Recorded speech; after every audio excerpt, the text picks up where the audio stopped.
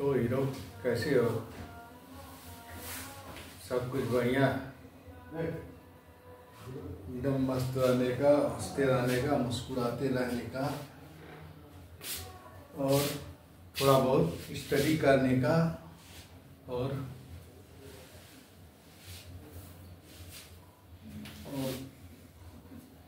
ज़्यादा नहीं, थोड़ा बहुत स्टडी कर लेने का रोज।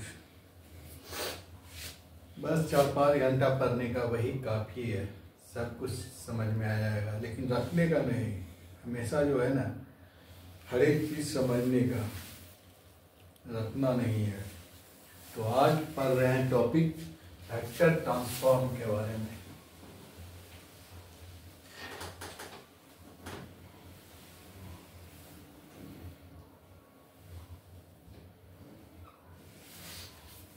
कोई भी वेक्टर जो होता है वो किसी कोऑर्डिनेट एक्सिस से जुड़ा हुआ रहता है।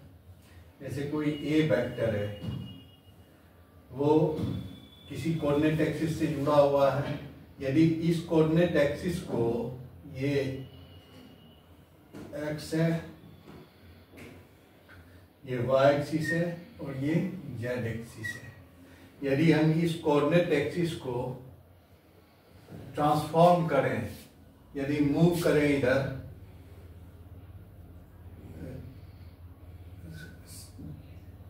ये ट्रांसलेट करें, या ये वेक्टर एक्सिस जो है इस यहाँ से यहाँ आ जाए, यहाँ पे आ जाए,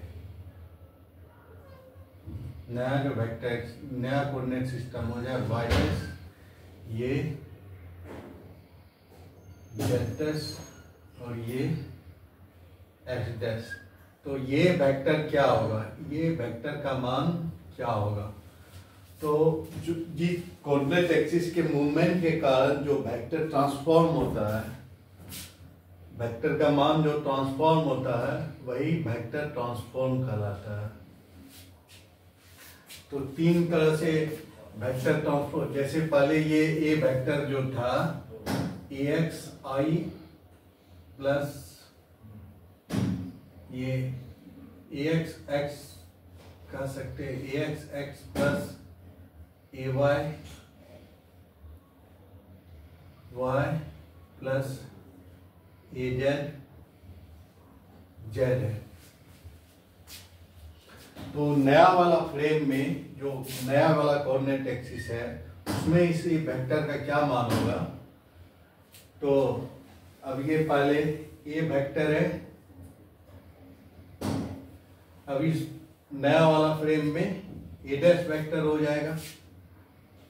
तो वही हमको देखना है, उस वेक्टर का क्या मान होता है।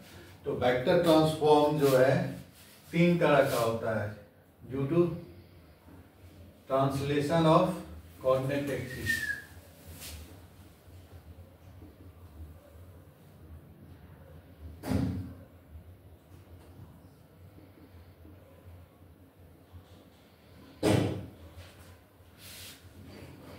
ड्यू टू, यदि हम एक्सिस को उल्टा करें, due to inversion of coordinate axis.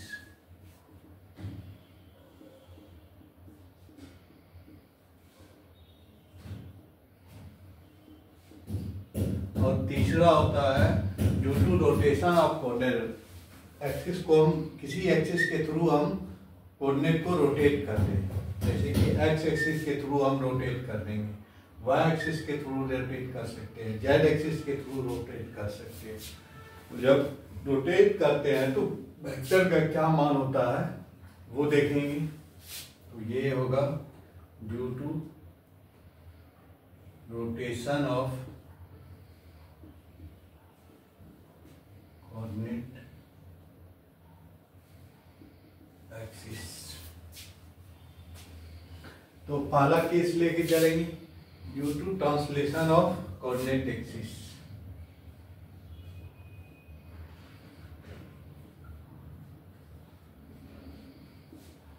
Due to translation of coordinate axis, इसमें जो है कोऑर्डिनेट एक्सिस सीधा यहां से हट के यहां आ गया। तो जैसे कि ये जो है ये एक्स वाई, ये जेड है। ये इसको हम एक्स को ऐसे भी लिख सकते हैं, ये एक्स एक्सिस है, ये वाई जेड एक्सिस है, और ये यहाँ पे कोई ए वेक्टर है जिसका कि मान है A x x plus A Y Y plus A Z Z. अब यदि इसको हम ट्रांसफॉर्म कर देते हैं यहाँ पे, ये यहाँ से ये कोऑर्डिनेट एक्सिस हटके यहाँ आ गया, तो ये हो जाएगा y, ये हो जाएगा y डैश हो जाएगा, ये z डैश हो जाएगा, और ये x, ये x रहेगा। ये डिस्टेंस मान लें कि a डिस्टेंस है, तो ये वेक्टर को हम उठा के यहाँ रख सकते हैं। ये वेक्टर और ये वेक्टर बराबर होगा,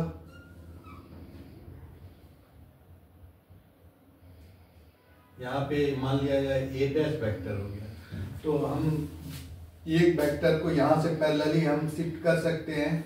तो a डैश वेक्टर का मान यदि मान लें कि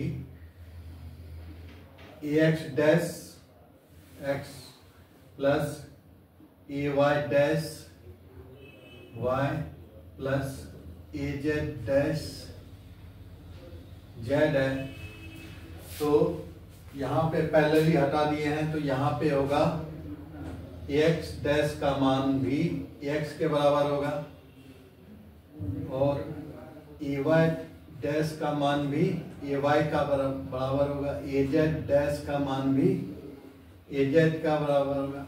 तो हम देख रहे हैं वेक्टर a का मान वही रह जाता है, वेक्टर a बराबर vector a dash.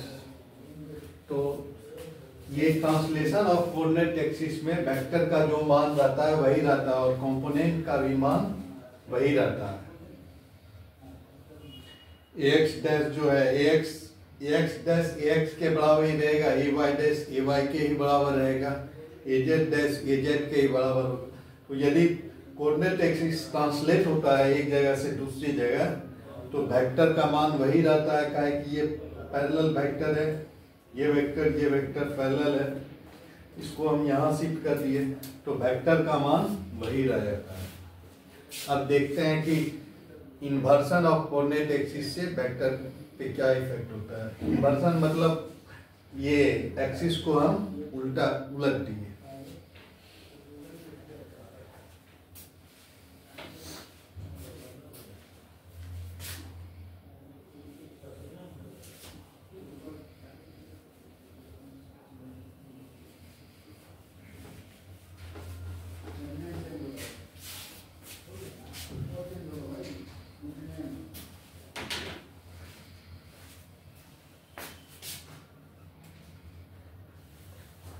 Due to inversion of coordinate axis,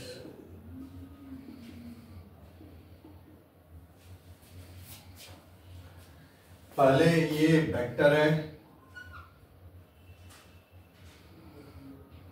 ये x है, ये y है, ये z है, यहाँ पे कोई वेक्टर है a बराबर है ये ax x cap plus ay y cap plus az z cap के। अब जो है इस एक्सिस को हम उल्टा कर दिए, तो x y जो है माइनस y हो जाएगा, ये नया वाला कोऑर्डिनेट सिस्टम में ये हो जाएगा।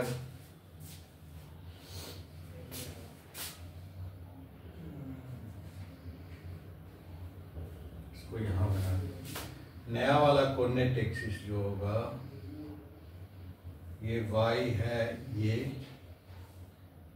जेड है, ये एक्स है। अब इन्वर्स कर रहे हैं तो नया वाला कोऑर्डिनेट सिस्टम ये हो जाएगा वाई डैश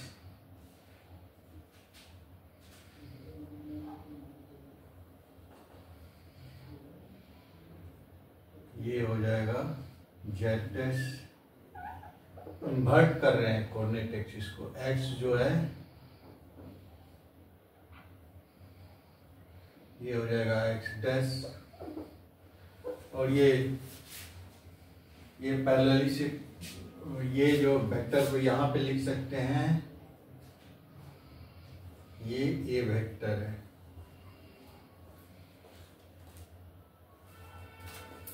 ए डैश।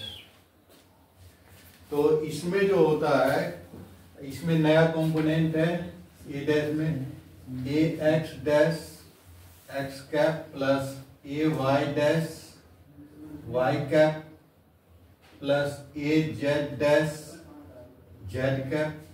तो ए डैश एक्स का मान हो जाता है माइनस ए एक्स के, ए डैश वाई का मान हो जाता है माइनस ए वाई के, ए डैश जेड का मान हो जाता है माइनस ए जेड के।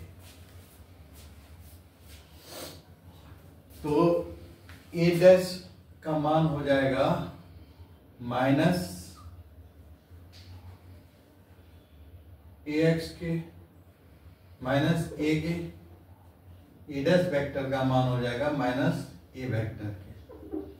तो यदि कोऑर्डिनेट एक्सिस को इन्वर्ट कर देते हैं तो इन्वर्सन ऑफ कोऑर्डिनेट एक्सिस से वेक्टर जो है ट्रांसफॉर्म होके नियति हो जाता है।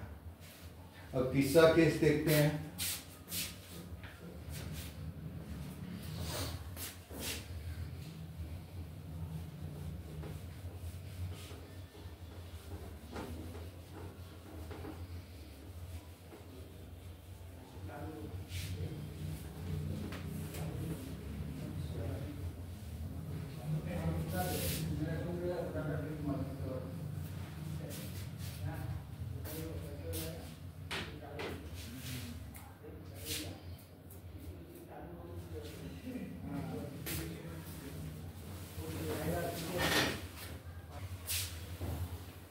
तीसरा केस है due to rotation of coordinate axis.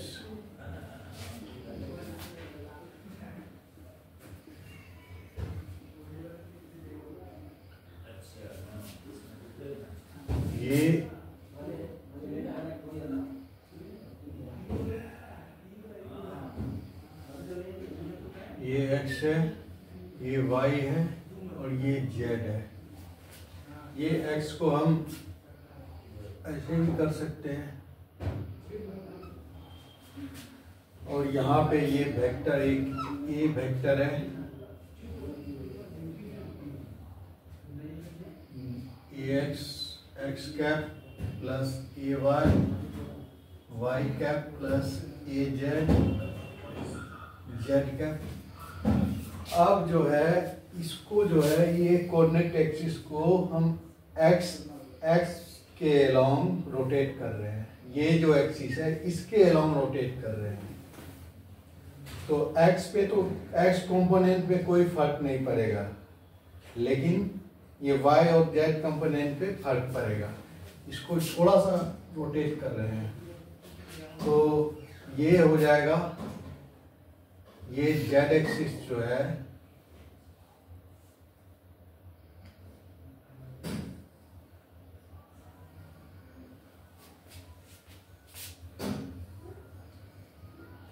नया वाला वाई एक्सिस यहां बनेगा। ये वाई डैश हो गया और जेड जो है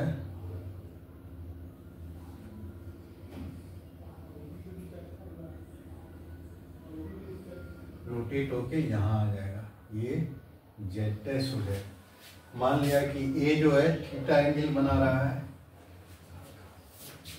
और हम फाई एंगल से इसको रोटेट कर रहे हैं। फाई एंगल से एक्स एक्सिस के अलोंग हम कोऑर्डिनेट एक्सिस को रोटेट कर रहे हैं।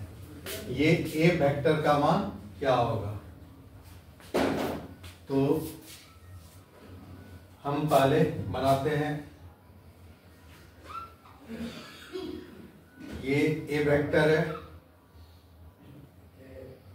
और इसमें जो है क्योंकि एक्स एक्सिस के अलोंग रोटेट कर रहे हैं तो एक्स कंपोनेंट का मान चेंज नहीं होता है। A x equal to A dash x equal to A x हो जाता है। अब यहाँ पे शुरू में ये थीटा एंगल है, ये ए वेक्टर है,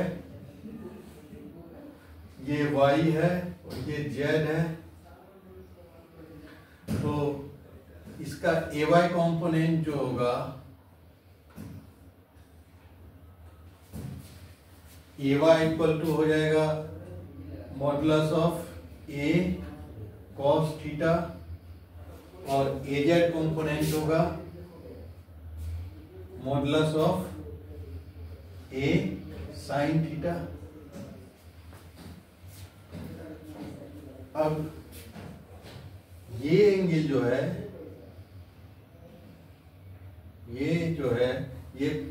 ये पूरा थीटा है और ये फाई है, तो ये एंगल जो होगा थीटा माइनस फाई के बराबर हो जाएगा।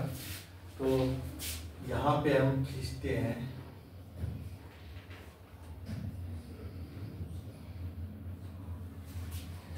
ये है अपना नया वाला वाई डैश और ये नया वाला जेड डैश है और ये एक्स डैश है। तो ये इससे जो है हम ए वेक्टर जो बना रहा है थीटा माइनस फाई का एंगल, थीटा माइनस फाई का एंगल बना रहा है। तो ए वाई डैश बराबर हो जाएगा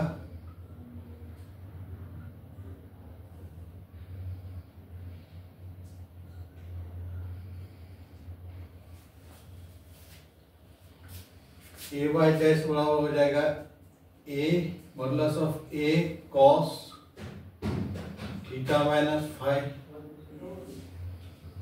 ए वाई डैश, और ए जेड डैश बराबर हो जाएगा modulus of A sine theta minus phi. अब ए डैश वाई को हम लिख सकते हैं A dash y equal to इसको एक्सपेंड करेंगे modulus of A cos theta minus phi cos theta cos phi plus sine theta sine phi equal to हो जाएगा A dash y equal to modulus of A cos theta cos phi और ये हो जाएगा plus modulus of A sine theta sine phi. अब A cos theta, A modulus of A cos theta A y है, तो इसको लिख सकते हैं ए वाई कॉस फाई और ए sine phi A sine theta A Z के बराबर है, तो ये इसको लिख सकते हैं ए जेड साइन फाई। उसी तरह ए जेड का मान हो जाएगा ए डैश जेड का मान है ए साइन थीटा माइनस फाई, तो इसको एक्सपेंड करेंगे तो मॉडुलस ऑफ ये हो जाएगा modulus of A sine theta cos phi minus modulus of A cos theta sine phi. तो modulus of A sine theta की जगह हम रखेंगे modulus of A sine theta A z ये हो गया A z cos phi minus A cos theta को A y ay sin phi, ये हो गया। अब हम इसको इस फॉर्म में लिखेंगे, मैट्रिक्स के फॉर्म में आएगा ये।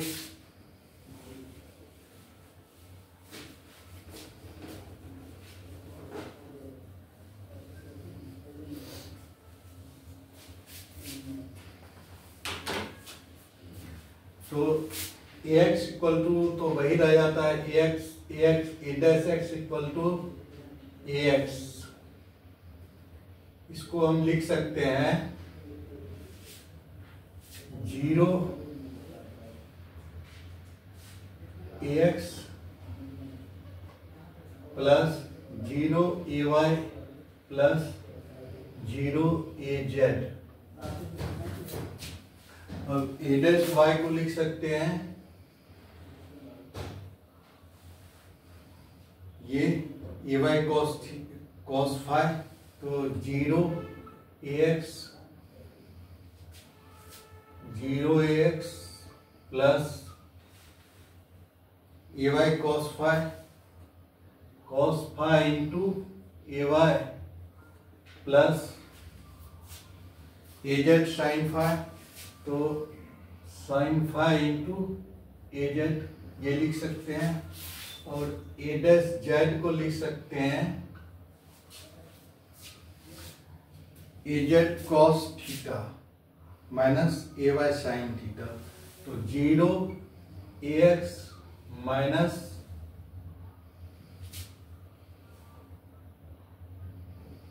sin phi ay plus cos theta az, ये लिख सकते हैं। तो ये एक मैट्रिक्स बन रहा है, ये एक मैट्रिक्स बन रहा है। इसको हम लिख सकते हैं a dash x a dash y matrix का इक्वेशन के रूप में a dash z equal to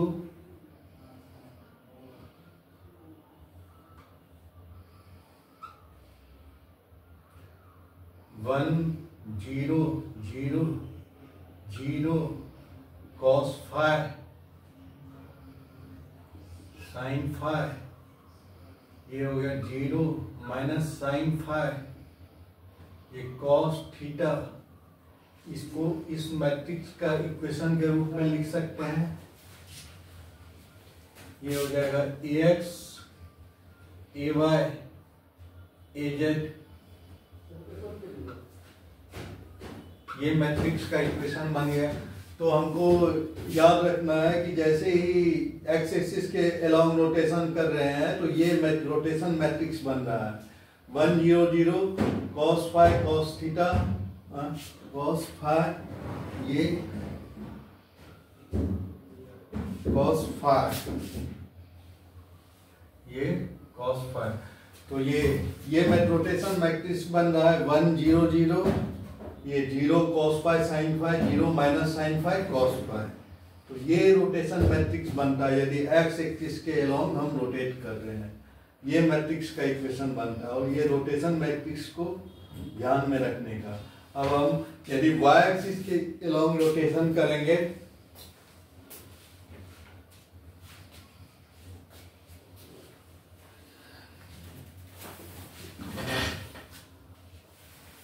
तो ये when the axis is, when coordinate axis is rotated through, when coordinate axis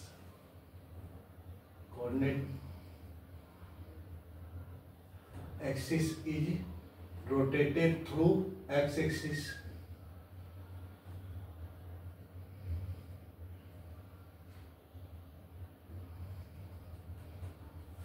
तो यदि कोऑर्डिनेट एक्सिस को y के एक्सिस के along rotate, when coordinate axis is rotated through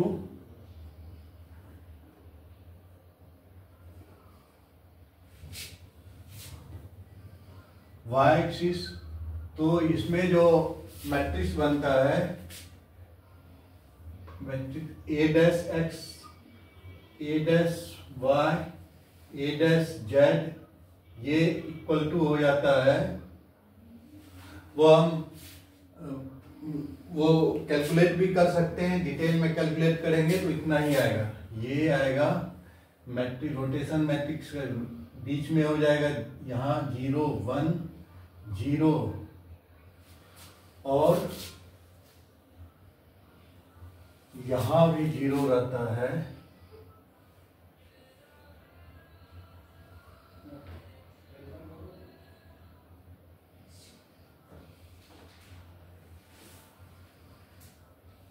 ये बनता है फिर cos फाइ sin फाइ।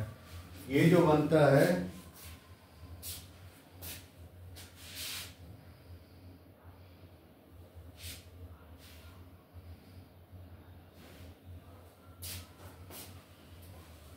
ये हम ऐसे याद रखते हैं, यहाँ पे 0, यहाँ पे 0 और यहाँ पे बनता है cos फाइ और ये माइनस साइन फाइ और माइनस साइन फाइ और ये होता है ax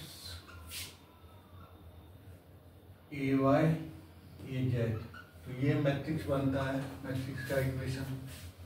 अब यदि कोऑर्डिनेट एक्सिस को जेड एक्सिस के अलोंग रोटेट किया जाए, व्हेन कोऑर्डिनेट एक्सिस इज, तो वेक्टर जो रोटेट होता है उसका कंपोनेंट इस इक्वेशन से आएगा, ए dash X, A dash Y और ए डैश जेड का मान इससे आएगा, इस मैट्रिक्स के इक्वेशन से आएगा। यदि एक्स एक्सिस को रोटेट, एक्स एक्सिस के अलोंग रोटेट करते हैं तो यहाँ पे ए dash X, A dash Y, A dash Z का मान ये आता है, तो उसको इस इक्वेशन से डिनोट कर सकते हैं। उसी तरह वाई एक्सिस से रोटेट करेंगे तो वहां पे भी A dash X, A dash Y, A dash Z का मान इस मैट्रिक्स के इक्वेशन से आएगा। When coordinate axis is rotated through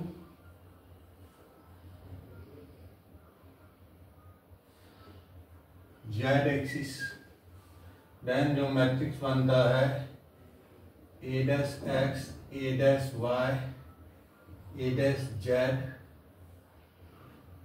इसमें जो होगा नीचे में ये वाला में होगा 0 0 1 0 0 1 होगा,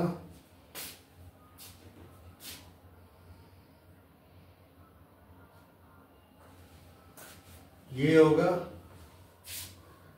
cos phi sin phi minus cos phi sin phi, ये होगा 0 0। ये मैट्रिक्स बनता है cos फाइ, उसके नीचे में minus sin phi, cos phi उसके नीचे में minus sin phi, cos phi उसके नीचे में माइनस sin फाइ और ये sin फाइ और ये cos फाइ, cos फाइ के नीचे में माइनस sin फाइ और उसके बाद sin फाइ के नीचे में cos फाइ। तो ये मैट्रिक्स बन जाता है। तो हम देख रहे हैं वेक्टर को जब एक्सिस को जब हम रोटेट करते हैं तो उसका कंपोनेंट इस ढंग से चेंज होता है। यदि एक्स एक्सिस को चेंज किए तो नया जो कोऑर्डिनेट आएगा, कंपोनेंट आएगा, ये आएगा। यदि वाई एक्सिस को रोटेट किए तो ये कंपोनेंट आएगा, उसके इसके इक्वेशन के अनुसार जो कंपोनेंट आएगा वो आएगा ए dash X, A dash Y, A dash Z का वैल्यू। यदि जेड एक्सिस के अलोंग रोटेट किए तो A dash X, A dash Y, A dash Z का मान इस मैट्रिक्स इक्वेशन से आएगा।